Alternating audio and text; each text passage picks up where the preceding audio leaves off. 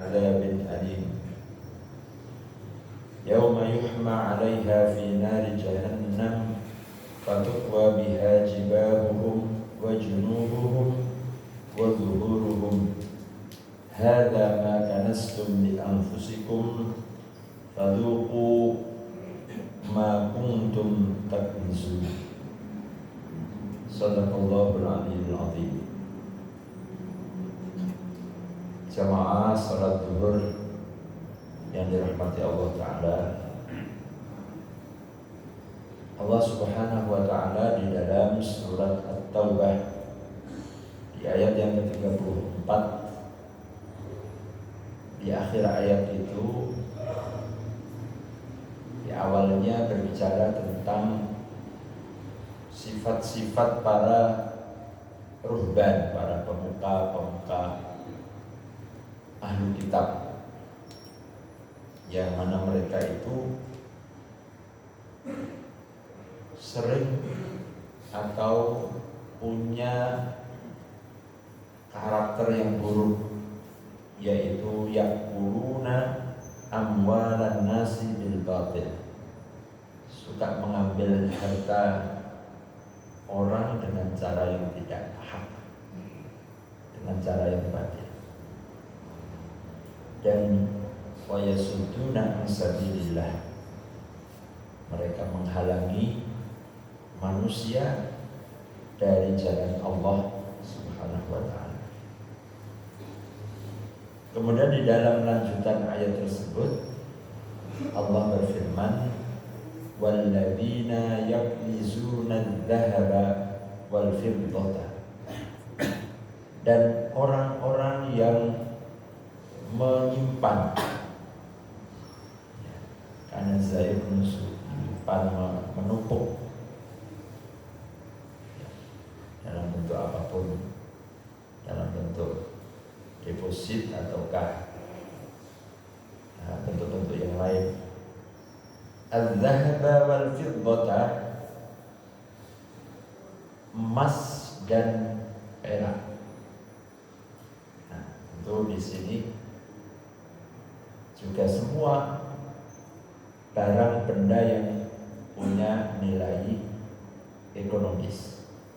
Ya, mungkin sekarang nggak ada orang nyimpan emas dan perak, nyimpannya di rekening. Ya. Mungkin orang sekarang nyimpannya properti, nyimpannya saham, apalagi nyimpannya uang digital atau bitcoin atau macam-macam. Intinya semua hal yang bernilai, ya. Maka orang-orang yang memiliki harta yang disimpan wala yunfikunaha fi sabilillah, dan tidak menafkahkannya, menginfakkannya di jalan Allah. Menginfakkan di sini dalam bahasa Arab, anfaqa yunfiku, artinya membelanjakan. Seorang suami yang memberikan nafkah kepada istri, artinya memberikan belanja kepada istrinya. Seorang bapak yang memberikan uang jajan kepada anaknya, itu berarti dia menafkahi. Seorang anak yang memberikan uang kepada orang tuanya yang sudah lanjut usia, itu juga memberikan nafkah, dan itu semua fisabilillah, karena itu kewajiban. Suami wajib menafkahi istri, anak wajib menafkahi orang tua yang sudah tidak bisa bekerja. Kalau istri nggak wajib menafkahi, istri itu dinafkahi. Maka terhadap dirinya pun dia tidak berkewajiban. Nah, kalau ada seorang istri umpamanya ya, atau kalau suaminya kemana. Orang yang bergawe ya memang nggak wajib. Wajibnya itu dia dikasih nafkah ya, oleh yang berkewajiban untuk menafkahinya. Nah, kalau dia punya suami berarti suaminya. Kalau dia belum punya suami berarti orang tuanya. Ya. Kalau dia orang tuanya tidak ada, suaminya tidak ada, ya saudara laki-lakinya. Ya. Kalau saudara laki-lakinya nggak ada, nggak punya, yang keponakan laki-lakinya. Jadi, ya, maka rahasianya kenapa kok dalam Islam itu kalau orang laki-laki bagian warisnya itu lebih banyak daripada perempuan. Walidzakari mithlu hadzil unthayain, dan bagian laki-laki itu 2 kali bagiannya perempuan. Mungkin sekilas kok orang baik podo Gusti Allah kok dibedake wong lanang luwih akeh. Nah, rahasianya hikmahnya karena orang laki-laki itu punya kewajiban-kewajiban yang harus dia tunaikan yang tidak diwajibkan kepada perempuan. Ya, contohnya tadi dalam masalah nafkah. Nah, orang-orang yang menyimpan harta kekayaan, aset kekayaan. Nah, dalam ayat ini disebutkan dalam bentuk az-zahaba wal fiddata, emas dan perak. Memang emas dan perak itu adalah harta yang dari zaman dulu sampai sekarang bernilai. Ya. Dulu zaman dulu kala ya emas itu menjadi ukuran ya. Harta dan ini bedanya uang kertas ini kan baru-baru aja ya. Dulu zaman simbah-simbah kita itu mungkin masih ada uang yang emas. Zaman Majapahit masih ada emas, bentuknya koin emas. Jadi kalau cuil itu masih berharga. Ya, kalau kita punya cuilan 100.000 itu laku enggak ya? Ya. Terus ke kucing cuilannya 100.000, 1.000 saja nggak mau juga kan? Ya, bisa walaupun pecahannya atau sobekannya. Nah, itu bedanya itu. Kalau emas itu cumilannya saya main. Kalau pemberi harga itu saya ditimbang saya harganya.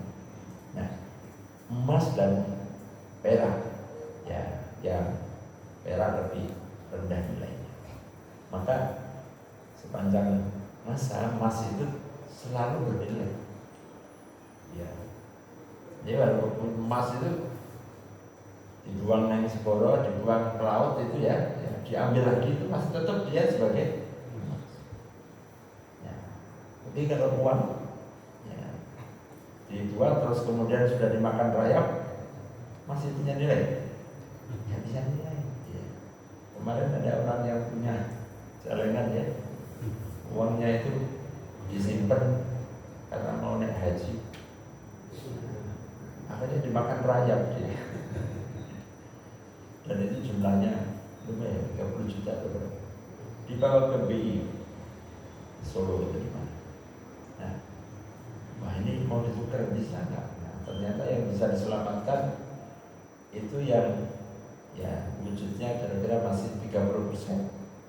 Nah, kalau yang sudah lembut-lembut itu nggak bisa dinilaikan, ditukar dengan uang baru. Nah, maka Allah Subhanahu wa ta'ala mengancam orang-orang yang memiliki, menyimpan, dia saving ya, punya deposit, dan dia tidak belanjakan di jalan Allah.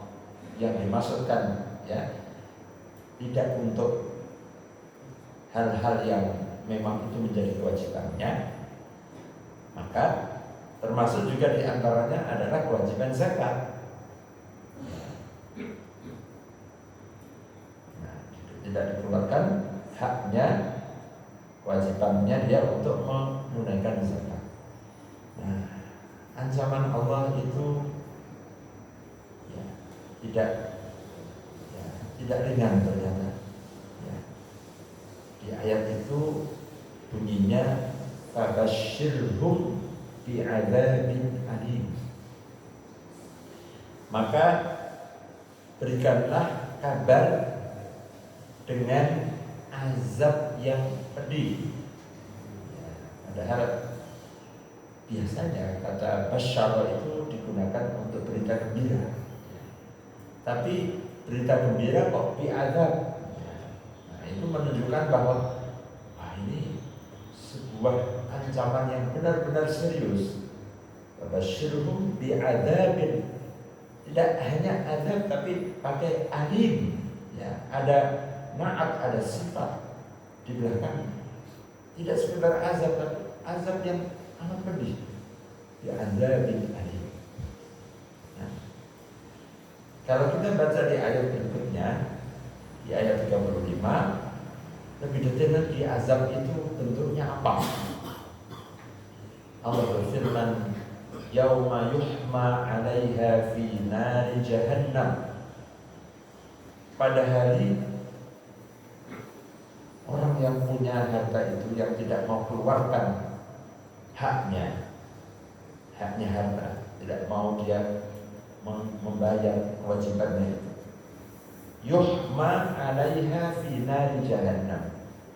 Dia akan dipanggang, akan dipanaskan di atas api neraka jahannam. Fatukwa biha jibahuhum. Maka akan digosokkan, disetrikakan ke wajahnya. Jibahuhum. Jibah dari jabhah, artinya muka atau dahi-dahi. Wa junubuhum. Dan akan dipanaskan, akan disetrikakan ke bahu-bahu mereka, lambung-lambung mereka. Wa zuhuruhum. Dan punggung-punggung mereka, muka sampai belakang.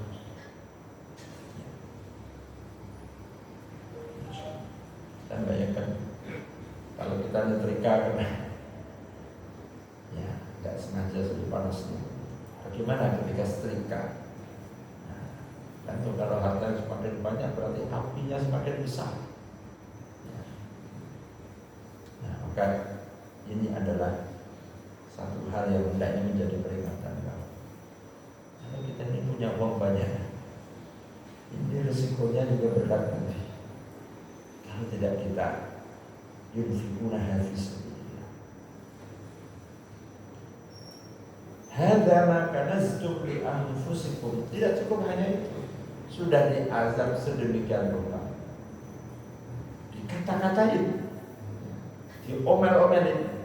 Hadza ma kanaztum li anfusikum. Inilah harta yang kamu simpan, yang kamu nikmati sendiri, yang kamu tidak pernah keluarkan untuk sedekah, untuk infaknya, untuk zakat. Ya, artinya hak-hak harta itu tidak ditunaikan. Harusnya kan harta ini ya hanya disimpan saja.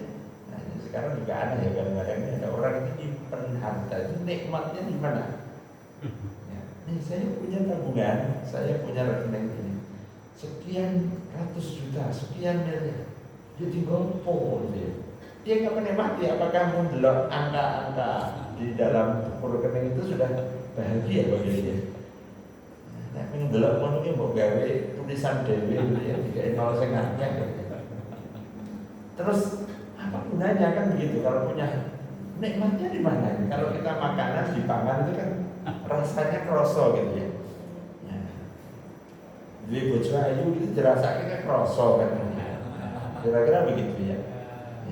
Tapi kalau duit harta banyak, rekening banyak itu juga terus dirokok gitu ya. Jadi nikmat ini gimana gitu. Ya ini kadang-kadang orang itu pun ya. Nah kalau kita berikan orang lain itu kan jelas. Oh berarti manfaatnya jelas. Orang lain merasakan manfaatnya. Jungkis sedulure dikai sak miliar, sedulure 5 kayak 200. Seneng tak? Pasti. Ya. Ini jarang-jarang kita Pak. Ono sing sedulure miliaran miliarder gitu dulure kere gak sepeda Honda menunggu ya biasa gak ada rasa caranya sedulurku bisa mulia kayak aku. Nah, jadi kenikmatan atau kekayaan itu kalau hanya dinikmati sendiri itu gak enak. Kenikmatan kekayaan itu manakala kita bisa nikmati bersama-sama. Membuat orang lain gembira itu adalah kegembiraan yang lebih daripada diri kita sendiri yang gembira. Membuat orang lain senang adalah kesenangan yang melebihi kesenangan diri kita. Nah, maka jangan merasa bahwa kita ini sudah cukup. Ya, dengan apa? Saya sudah sholat, sudah haji, sudah puasa. Nanti dulu pertanyaannya, hartamu itu sudah kamu gunakan untuk apa? Berapa manfaat orang yang merasakan manfaat dari yang kamu miliki? Kamu punya mobil bagus itu, saya numpaki wedak. Tanggomu ora tau ora rasane. Kancamu ora tau rasane. Nah, kan begitu. Itulah. Jadi harta yang dititipkan Allah kepada kita itu hendaknya juga manfaatnya tidak hanya untuk kita, tetapi juga untuk orang lain. Hadza ma kanastum li anfusikum fadhuqu ma kuntum taknizun. Rasakanlah, fadhuqu ma kuntum taknizun. Ini harta yang kamu tumpuk-tumpuk, yang kamu simpan-simpan terus. Rahimahullah. Jadi ya kita boleh punya tabungan nengok surga. Artinya segera manfaat. Harus ada manfaatnya, gunakan. Ya. Nah, ini cara yang baik ya saya usulkan kalau kalian punya hartanya bingung dia kewan derek duit. Jangan bingung boleh panggi derek duit dari tabungan itu. Serahkan saja ini uang saya, tabungan saya depositkan, hasilnya taruh di bank syariah, hasilnya serahkan kepada panti asuhan, serahkan kepada pesantren, serahkan kepada takmir masjid. Pun ini pokoknya duit kalau kita memiliki hasilnya dengan baik. Pulang betul cukup hasil. Ini kemauan pokoknya selama itu masih bermanfaat. Berarti kan manfaatnya ada. Harta itu walaupun disimpan, tapi manfaatnya dimanfaatkan oleh orang lain. Ya. Mohon maaf. Banyak rumah yang kosong, besar. Yang punya tinggal di situ? Tidak. Saya pernah suatu saat diminta ngisi di perumahan yang besar-besar dalam Kalimantan. Saya tanya, ini kok banyak rumah, penghuninya kok enggak? Iya, ini sudah kejual, sudah laku. Nah, orangnya di mana? Nggak tahu ini orangnya udah di mana. Mungkin rumahnya di rumah ketujuh atau rumah keberapa. Bagaimana? Nanti ini pertanggungjawabannya nggak ada manfaat, nggak dimanfaatkan, tidak disewakan atau tidak dibiarkan kadang-kadang sampai lumutan di mobil. Ini jangan sampai mubadir seperti ini terjadi. Kan enak kalau umpamanya. Ini kurang duwe omah ning mboten iso ngopeni. Kon ngopeni siapa? Mungkin ada orang yang enggak punya rumah. Ya, banyak mahasiswa yang ora iso bayar kos. Kamu tinggal di sini ya, resiki wis gratis. Kan malah manfaat. Ya. Atau serahkan masjid. Ini Pak Amir masjid silahkan dikelola. Ya, yang penting itu masih milik saya, tapi silahkan dimanfaatkan. Jadi kalau ada musafir yang ke rumah atau ada tamunya yang jauh yang nggak usah minum bisa gratis. Oh ini masjid punya guest house gitu ya.